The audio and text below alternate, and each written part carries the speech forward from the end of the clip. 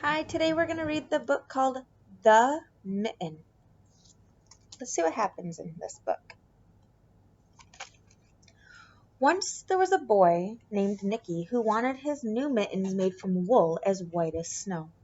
Wool is soft hair in a sheep's coat that's used to make sweaters and blankets. At first his grandmother Baba did not want to knit white mittens. If you drop one in the snow, she warned, you'll never find it. But Nicky wanted snow white mittens, and finally Baba made them. Knitting is what she's doing right there. It's kind of like sewing. After she finished, she said, when you come home, first I will look to see if you are safe and sound, but then I will look to see if you still have your snow white mittens. So Nicky went off, and it wasn't long until one of his new mittens dropped in the snow and was left behind.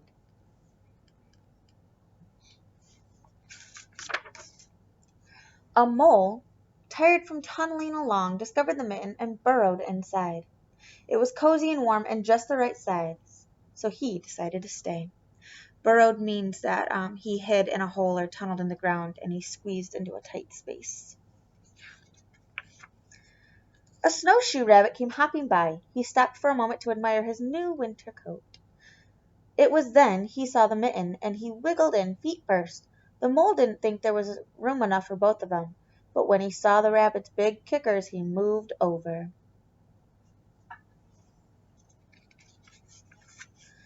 Next, a hedgehog came snuffling along.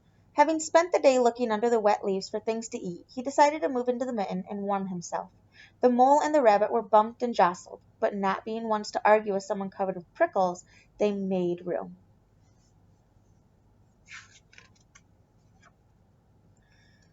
As soon as the hedgehog disappeared into the mitten, a big owl, attracted by the commotion, swooped down. When he decided to move in also, the mole, the rabbit, and the hedgehog grumbled, but when they saw the owl's glinty talons, they quickly let him in. Talons are like claws. Up through the snow appeared a badger. He eyed the mitten and began to climb in. The mole, the rabbit, the hedgehog, and the owl were not pleased. There was no room left, but when they saw his diggers, they gave him the thumb.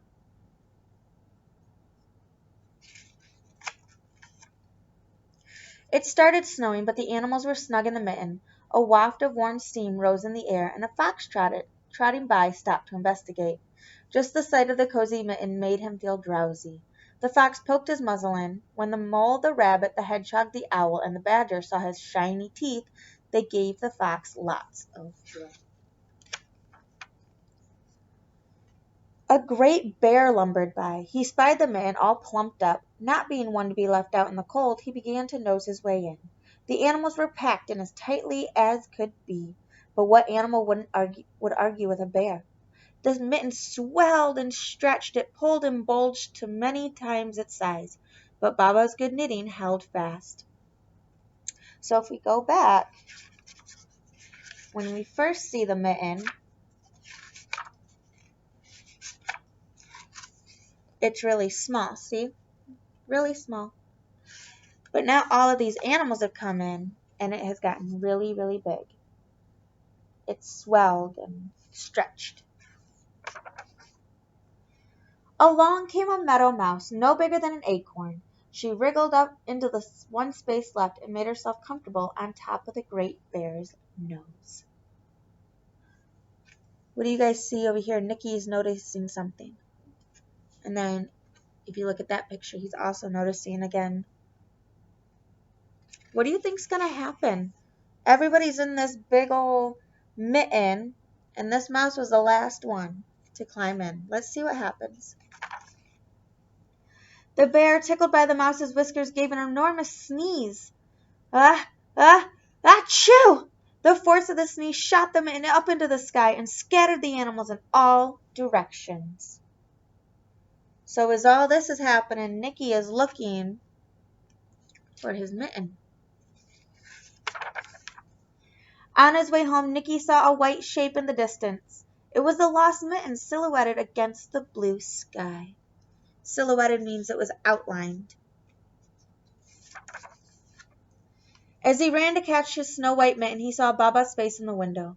First she looked to see if he was safe and sound, and then she saw that he still had his new mittens.